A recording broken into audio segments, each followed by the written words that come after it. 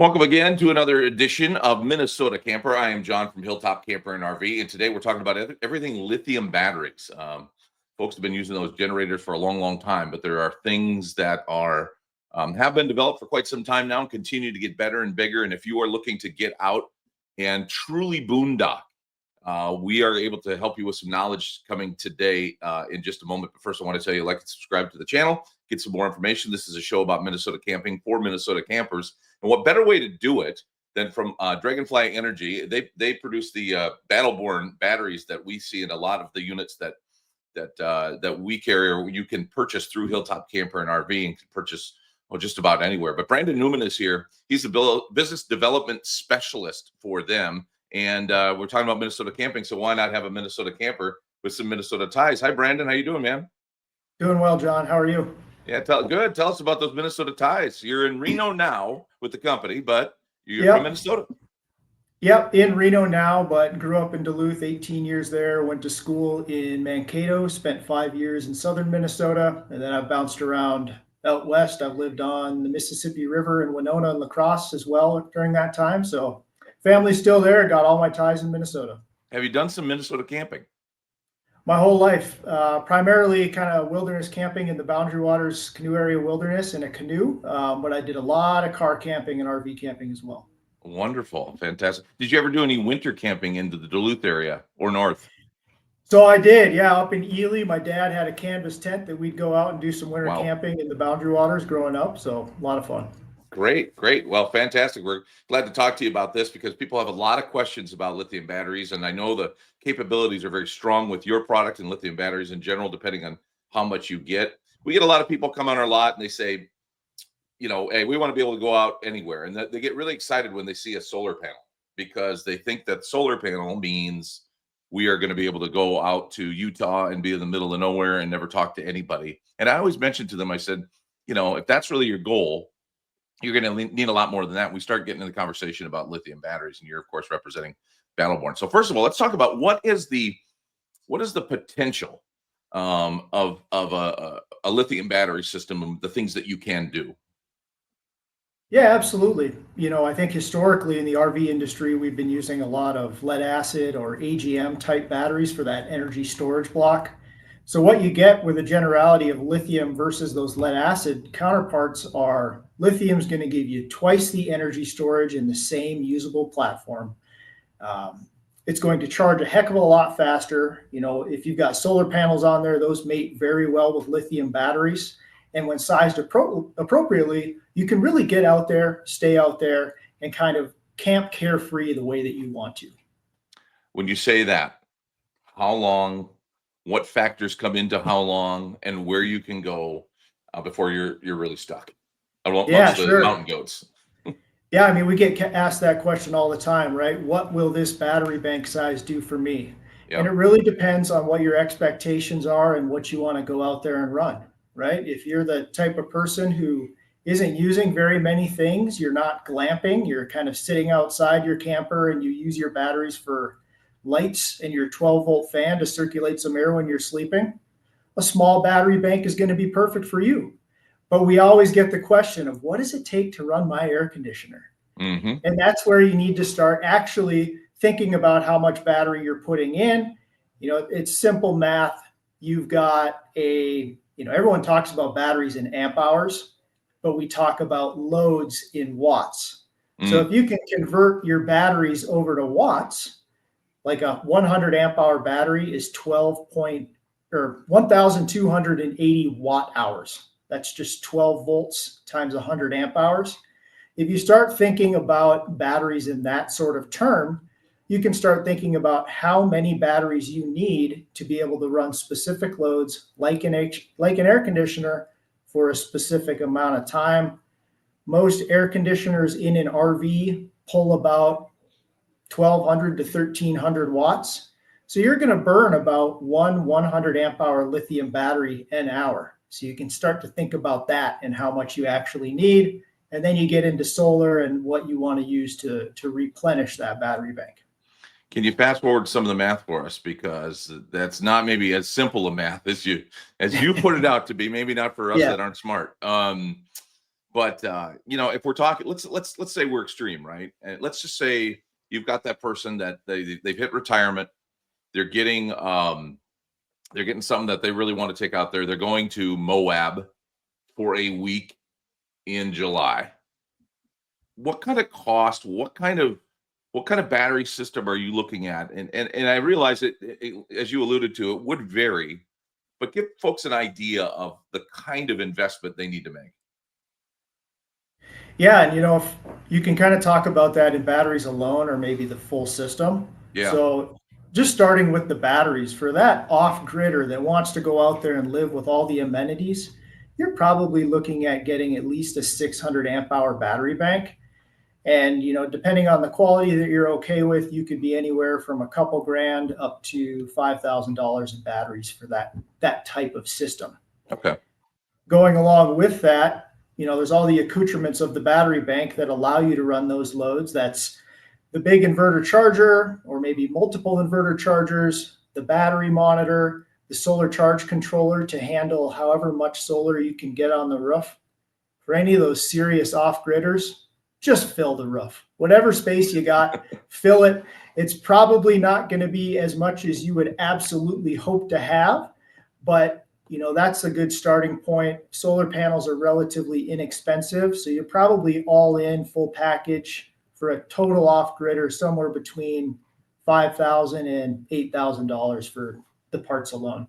Totally jives with what we've got here, and it kind of leads into my next question because at Hilltop we've got a gentleman named Chris. I'll talk about him a lot on this show because Chris is regarded, and I think got to be one of the best, if not the best, RV technician in the country. And when people ask him how many solar panels can I put on my roof, he tells them if there's space, you can put the solar panel on the roof. And you're talking about a guy who's got 11 solar panels on the roof of his own RV. And so the question then becomes, with all of this, kind of a two-parter for you, is all the stuff that you're talking about, it is complex to the average person, right? Is this something that anybody you think can figure out, or should you be cautious of your own capabilities of figuring this stuff out before you go ahead and invest in all of this kind of stuff? And to go along with that, if you don't know what you're talking about, who do you go to? We get that question all the time of, is this something that I, as an average Joe, am able to tackle? And it really depends on your comfort level of diving in, trying to learn this yourself and doing the wiring. If you don't know, give us a call first, give Hilltop Camper a call first. They can help you size out this system as to what you actually need for a parts list based on your expectations. And then you can look at that and figure out if you want to tackle that yourself, or if you want some specialists like Hilltop Camper and RV to do the installation for you so you don't have to worry about it. One of the things that comes up too, occasionally, not a whole lot, I don't think anymore, but some bad publicity in the past for lithium, right? People concerned about fires and different danger aspects to a lithium battery. What do people need to know? And what can you tell me about those concerns and how they've been addressed in the industry? Yeah, lithium's kind of gotten a bad rap over the years. We've had the Samsung lithium, I didn't mean to name Samsung, but you've had cell phones in your pocket on airplanes. There was that whole ordeal. People say that lithium's really a volatile chemistry, but there's different types of lithium batteries that you need to know. Everything we're using in the RV industry, at least Battleborn Batteries we're using lithium iron phosphate batteries, and that is widespread regarded as the safest lithium chemistry. For anyone that wants to know more, you can go look at the different lithium batteries online and see kind of how they react in certain scenarios. But lithium iron phosphate is, LFP batteries are completely safe. I sleep with them underneath my bed in my own camper van. It's very kind of a known thing to do is to utilize that space under the bed. So we have thousands of customers who are living with these full time, sleeping on top of them under the bed, underneath the couch. There really aren't that many concerns anymore. We've never had a thermal event with our batteries, but there is quality that you need to consider as well when you're searching for a reputable brand. For those that have not used lithium batteries before and they're always concerned about tow capacity, weight, how do they compare to your AGM batteries?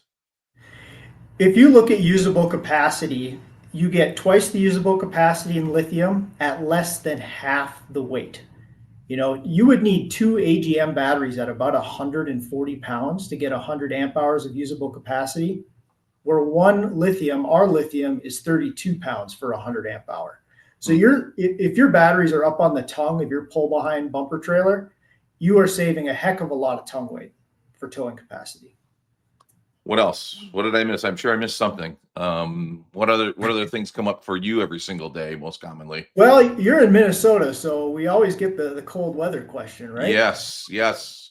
Every battery that's been built, ours, other ones, any good quality one is going to come with a cold temperature charging protection set point. Battleborn batteries, we don't allow you to charge our batteries if they get colder than 25 degrees Fahrenheit. They just automatically won't take a charge, nothing you have to do. So for those 4-season campers that want to go out there in the cold, head out to the mountains to go hunting, we have internally heated battery options so that the batteries actually keep themselves warm when they're sitting on the tongue of your trailer so that they can continue to accept the charge from either solar or running a generator to make sure that you're always able to pull the power out that you need no matter any temperature. Very interesting. So they don't go to zero? 0 Fahrenheit? I mean, they don't get completely drained. The lithium batteries that you have, or So you can use all of the capacity in our lithium iron phosphate batteries. You can drain them all the way down to 0%. yeah. When you add in the heaters, though, the battery does use some of its own energy to keep itself warm. So you really only want to use that heated feature, which you can turn on and off if you have an active charging source available. But you've got the full capacity. You can drain them to 0, battery shuts off, you just have to recharge them. I know that you at Battleborn are very proud of your batteries and what they can do, and think everybody should buy Battleborn batteries, and I understand that, and I have no problem with you telling us that. But as people do consider the brand of battery or the kind of battery, what are the things that they need to be looking for in choosing the right brand? Yeah, I mean, the biggest thing is the support. What sort of Sure. team do you have backing with you when you're out off grid in the middle of nowhere and some problems start going wrong? Maybe it's because you're a do-it-yourself guy and you took a couple shortcuts and not everything's working as you need. Pick someone who's going to give you that support when you're out on the road. We've got a team of about 12 technicians answering the phones day in, day out. We can help troubleshoot the system, whether it's the batteries alone, any of the components hooked up to our batteries. You want that support. We build all our batteries here in the USA. And you also need to consider what company's going to be around in a couple of years. Battleborn, we've been around for a long time. We're kind of a household name for the RV lithium battery game. Seems maybe just about every couple of weeks a new battery is popping up online. You don't really know how long those companies are going to be around. They may get a lot of brand awareness for a year or so and then they disappear. So if you want something that's going to last long term, give us a call, give our Hilltop Camper and RV a call, and please choose Battleborn batteries. Yeah, that's the crew right there working on it, huh? That's the old facility. You got a new facility, is that right? Yeah, that's our old facility. We've got about the same setup there. We're in a 400,000 square foot facility now. This was in our 100,000 square foot facility. So we are rapidly growing and building more batteries every day. Heck, I used to have to go out there on the weekends during COVID when we were busy and build batteries. Wow. What a team. What a team. Yeah. Cool. Well, shoot, man, this has been awesome. Good information. Thanks so much. And especially fun to hear from a fellow Minnesotan on this. You betcha, John. Hope you have a great Brandon. day. Thank you so much. Brandon Newman from Battleborn Batteries joins us here in Minnesota Camper, a show about Minnesota camping for Minnesota campers. Hope that helped you. Hope you like and subscribe so that you can too take part in more of these kinds of videos. And we want your input too. Tell us what you're looking for on Minnesota Camper. Well, thank you for watching Minnesota Camper. We hope you like it. We hope you participate in it, because this is about Minnesota camping for Minnesota campers. We know there's a ton of stuff on the internet about camping, but there's not much out there about Minnesota campers and Minnesota camping. So we're going to do it here. We want you to participate. We want your ideas. It doesn't have to be just about campers that we have at Hilltop Camper and RV. It could be about campfires. It could be about campgrounds. It could be about things to do in different towns that are great for camping at, camp food, parts, maintenance, whatever the case may be. We want to know what you want to hear about, We'd love to tackle those topics. And if you have a really cool experience out camping, maybe you can tell us about that too. Or maybe it's a really cool camper. That'd be kind of fun too. Anyway, we'd love to hear from you here at Minnesota Camper. Thanks for watching.